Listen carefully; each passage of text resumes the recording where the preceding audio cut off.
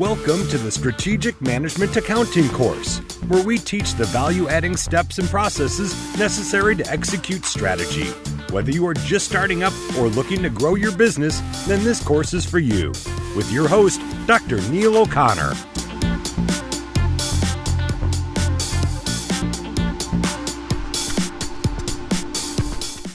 Right now, we want to look at an example of what we mean by applying theory of constraints to a bottleneck operation.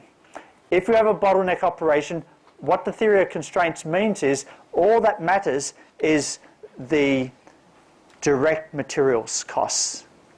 You see, in your basic management accounting course, which I gave you in the first week of this semester, remember I gave you a whole course in 1 week? Because most of you haven't done basic management accounting, right? So I taught you in the first week, just different things. And in that, for about 1 minute, I said, oh, relevant costs are anything that changes, anything that's in the future. So it could be variable direct material costs, direct labour costs, variable overhead, variable sales, variable admin, variable financial. Like once you do activity-based costing, it could be variable anything in the organisation. Anything that changes is relevant, right? Under theory of constraints, no, it is just the very direct material costs only. Everything else is irrelevant. Why? Because we're just going to get material through that bottleneck. All right, that's the decision. The objective function is to get throughput from start to finish, right through all the machines, not just through 3 of them and then they pile up at the bottleneck. So in choosing whether to outsource to relieve that bottleneck, all we need to know is, can we outsource it and still make a contribution over the direct material costs that we have to pay the outsourcing agent? That's all. That's our objective decision. So let's have a look at what we mean here. Remember, activity bottlenecks. So here we are. We have machining, finishing. Where's the bottleneck? Finishing, right? Because 80,000 units. Machining is 100,000. So every day you've got 20,000 units piling up.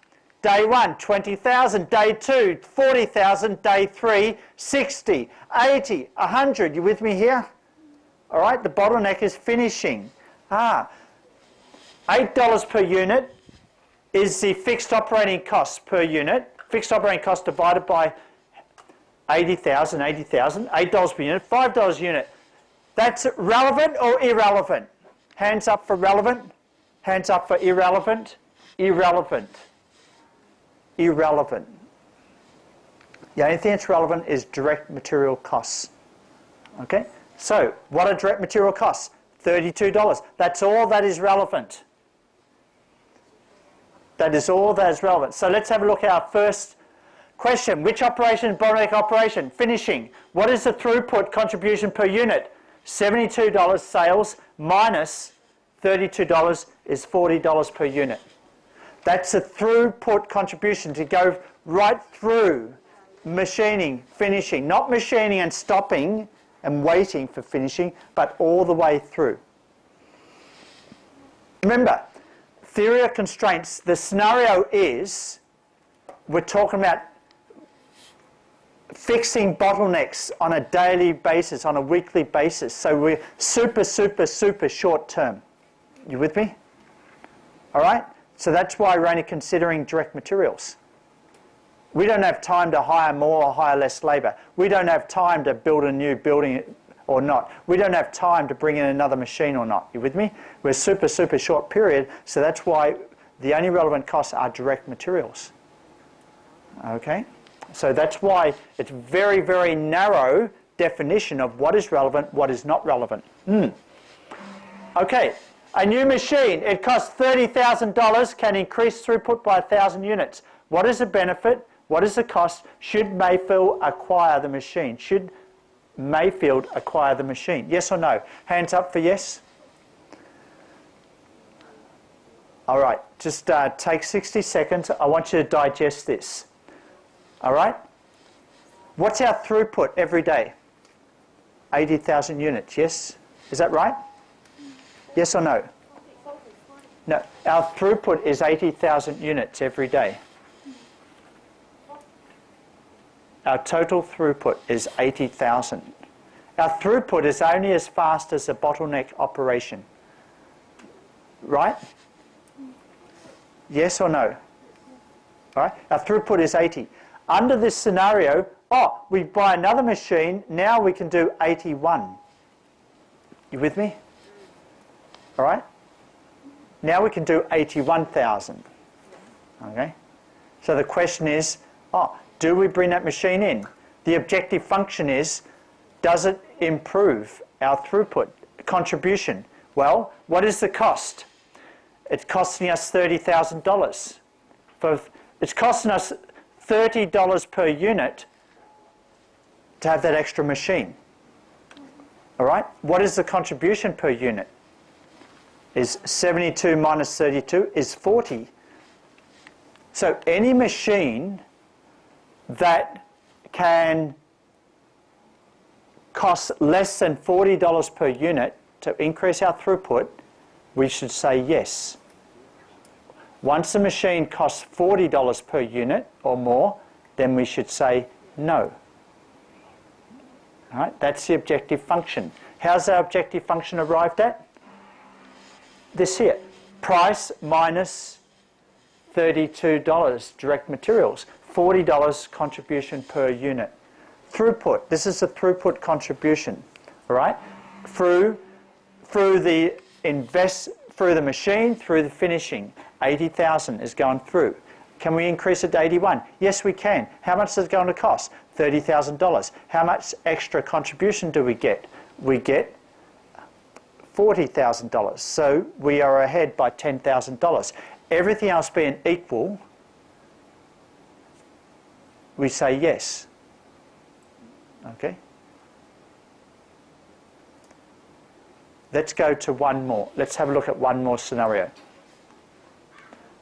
Outside contract offers to do finishing operation 12,000 units at $10 per unit, double the $5 per unit cost Mayfield to do finishing. So what does this mean? Our current throughput is how much? Our current throughput is how much?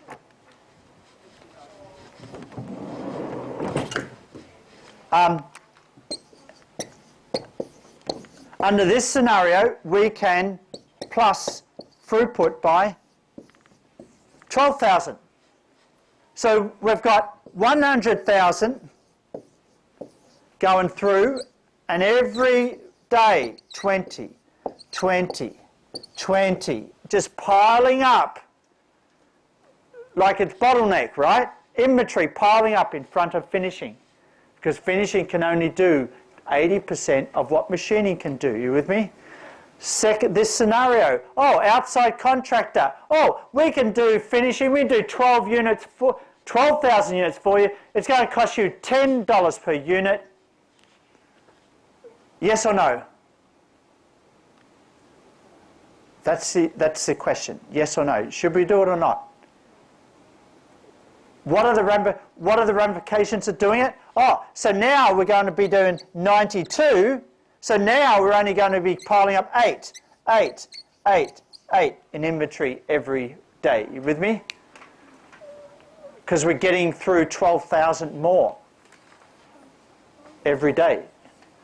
See the 12,000? Finishing currently does 80,000. Someone says, send some of these 20,000 across to us. We'll do 12,000 for you every day. You with me? But it's going to cost you $10 per unit.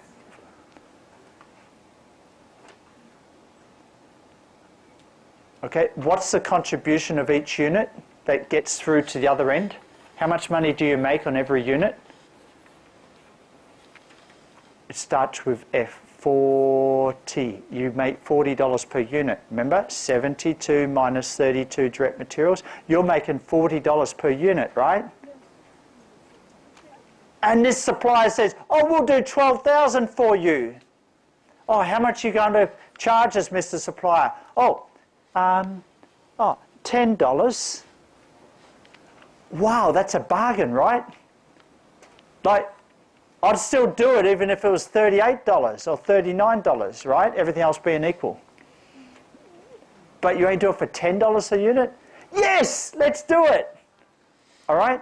Even though currently it costs you $5 a unit to do finishing, you're happy to pay double. Why? Because you are getting throughput. You're getting stuff going through. All right? So, there's the benefit if you do that. Incremental contracting costs is only $120,000. The total contribution is $480, so therefore you're making $360.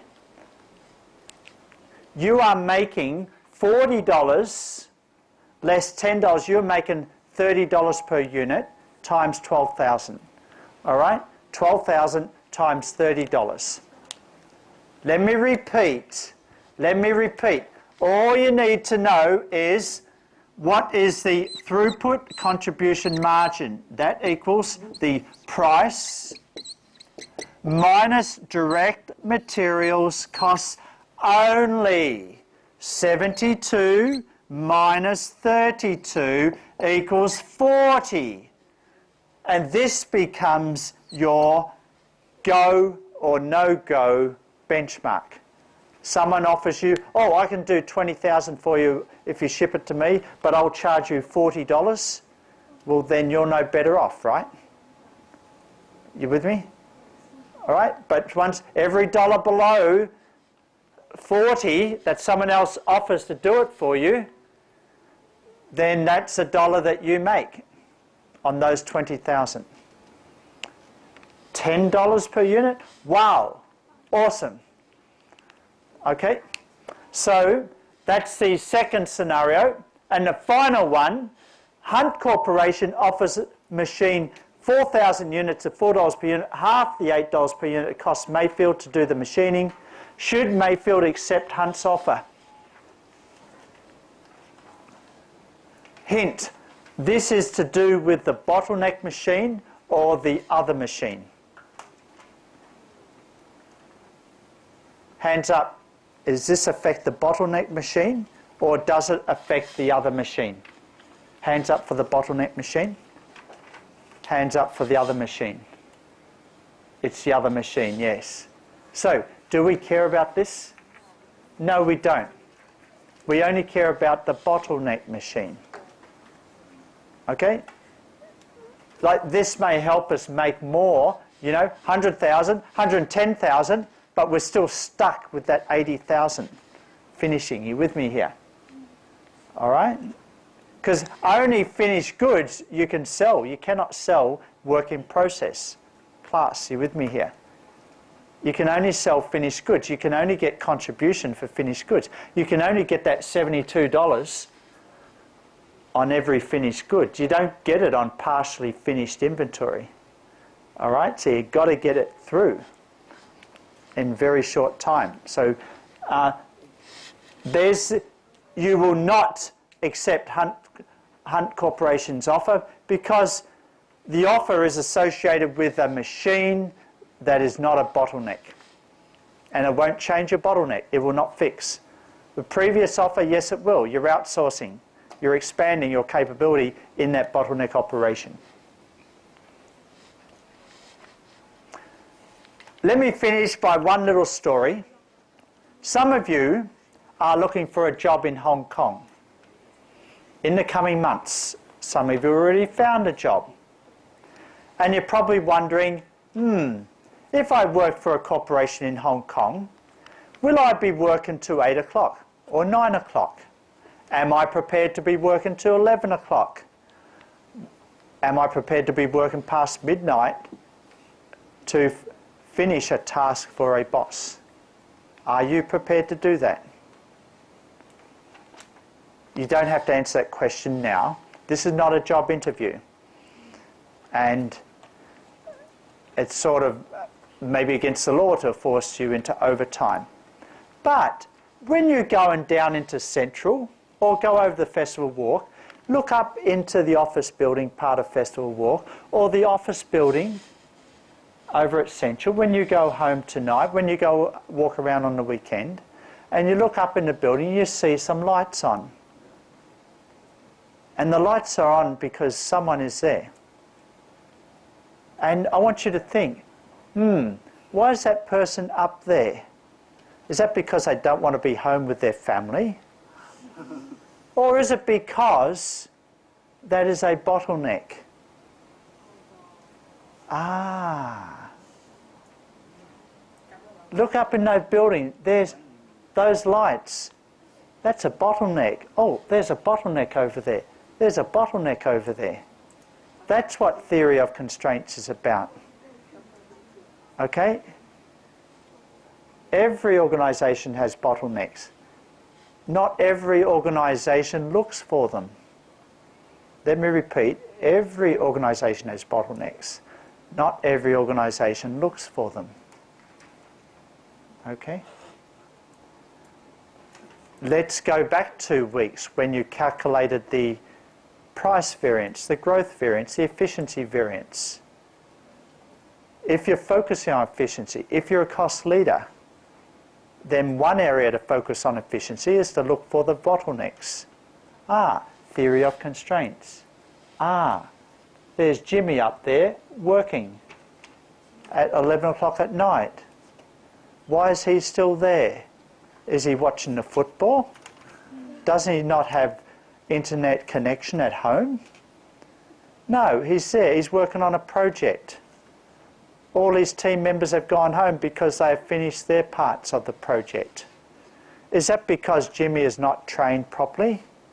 Or is that because the task is not allocated properly?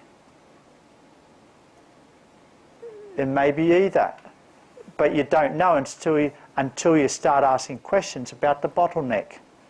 That's how you improve efficiencies in any organisation, by looking for the bottleneck and asking the question, is this because that person is not well trained, or is it because there's an unequal amount of resources allocated to that person compared to their teammates? Are you with me here? I don't know the answer. You won't know the answer until you start asking those questions. That's what theory of constraints is about. It doesn't just affect factories across the border in mainland China. It can affect any operation where there are human beings working. All right? So keep that in mind when you go home tonight or you look out the festival walk and you see, O'Connor was talking about that. Yeah, there's Jimmy up there on the 10th floor in the festival walk building. There are lights on over there. There's a bottleneck. Yes, that's it. All right? So I'll finish with that. That's what theory of constraints is about. It's real. And it's one way of focusing. What do we do? We want to improve efficiency. What do we do? What do we do? What do we do? Well, look for the bottleneck. Okay? Look for the weak link. Okay? And that's how you deal with this part here. And that's why I wanted to bring those two exercises together. They look like they're separate. You know, one is a factory and one is a bank. But it's at the end of the day, they both make time promises to their customers. They both cannot understand the demand. They can guess it, but they're never going to get it right.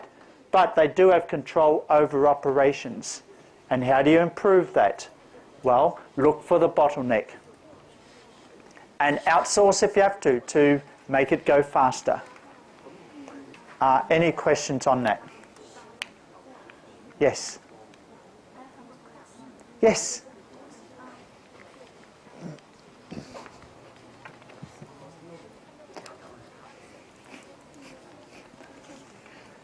I have a question. I don't know how to identify the bottleneck. Because in this exercise, the company has two operations. One is machining and the other is finishing. The actual capital is higher than the annual capital is higher than the annual production. So I think the machining is bottleneck because because it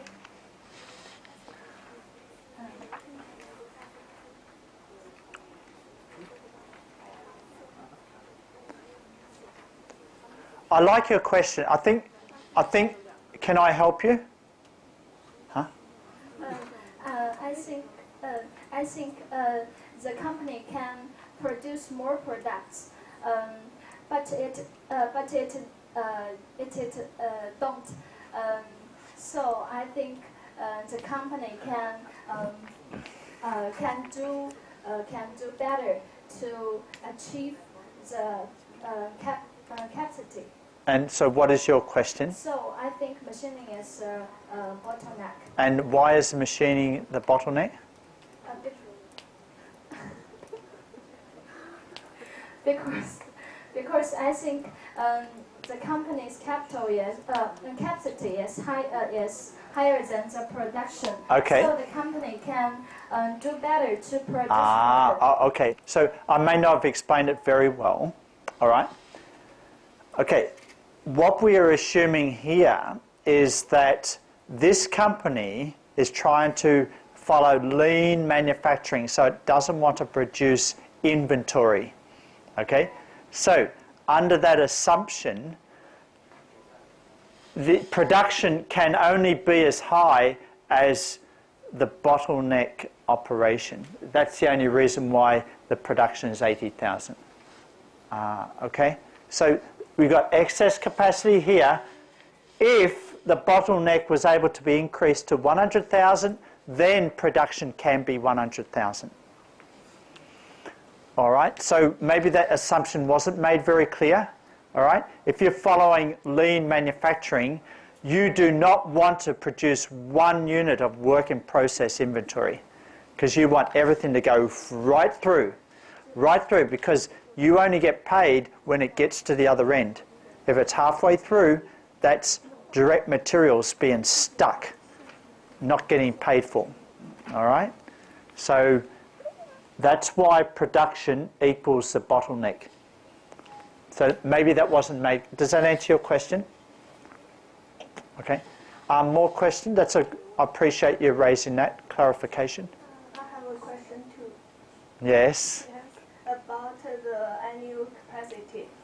The annual capacity of machining is 100,000 units. But on the third step, when we outsource our product, the capacity is 12,000. Yes. So it's less than. It doesn't match. Okay. All right. Let's be very clear here. You mean that this contractor, unless they offer 20,000, then we won't do it? Is that what you're saying? 20. Are you saying that this 12,000 doesn't match the 20,000? Is that your question? Not yet. I mean, the 12,000 is not matching the 100,000 because we in the first step we machining 100,000. Yeah, and then? And when we outsourcing, I think the number should be larger than 100,000. Okay. What we're saying here is that you are machining 100,000. Okay. There's 100,000, 10,000 lots, right? Okay. So 1, 2, 3, 4, 5, 6, 7, 8. All right. This amount goes across to your finishing department. You with me? All right. And then you take 12,000 and you send it to the supplier to do the 12,000. And then the supplier brings it back and combines it, and now you've got 80,000 plus 12, now you have 92 to sell. All right? You don't get money, 1 cent, until you sell it. All right? There's no value in making 100,000 and having 20,000 here. Like even with this number 3, there's no value in having 8,000. You would still only make 92 here. You only want to make what you can sell. Yes? I have a question. If all the 92,000 are outsourced, if all the 92, and then? If the profit is higher,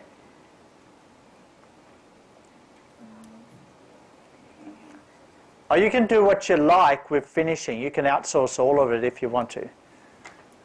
Right? But your immediate need, remember this is short term, short term, short term.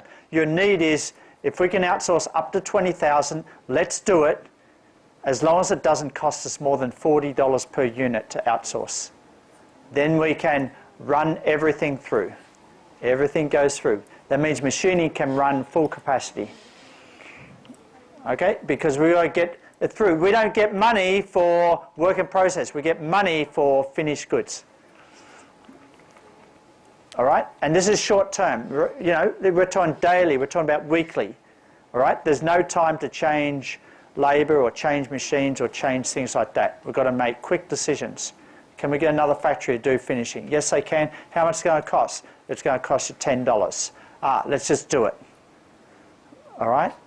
Because it comes back, we've got 92,000 we can sell and we can make some money. Is that? You can outsource all of the finishing if you want to and close down your own finishing unit. But that's a re-engineering decision. You with me? You're totally restructuring everything. That's a long-term, like that's a 12-month, a 2-year thing. You know, it's sort of something you don't make on a daily basis. Right? Okay, theory of constraints is about solving day-to-day, week-to-week, month-to-month operational problems, not long-term problems. You with me? Because once we outsource and then suddenly, maybe we've got 3 machines and suddenly we outsource, we've got 12,000 and suddenly there's another machine that's doing 90,000 but not 92. Then that becomes a bottleneck. You with me? And so we solved that problem today. Oh, then tomorrow's problem becomes a new bottleneck. Oh, what are we going to do here? Do we have to maintain the machine better? Can we outsource? What do we have to do to solve this bottleneck? And suddenly we outsource that, we solve that, and suddenly the first machine breaks down. Now that becomes a bottleneck. What are we going to do now? You mean the daily operational problems. It's not a yearly operational problem. Over the years, you may make a long-term decision, oh, let's just shut down finishing and just go into machining only, and let's joint venture with another supplier to do all the finishing for us. Okay? That's a re-engineering problem, not a short-term operational decision.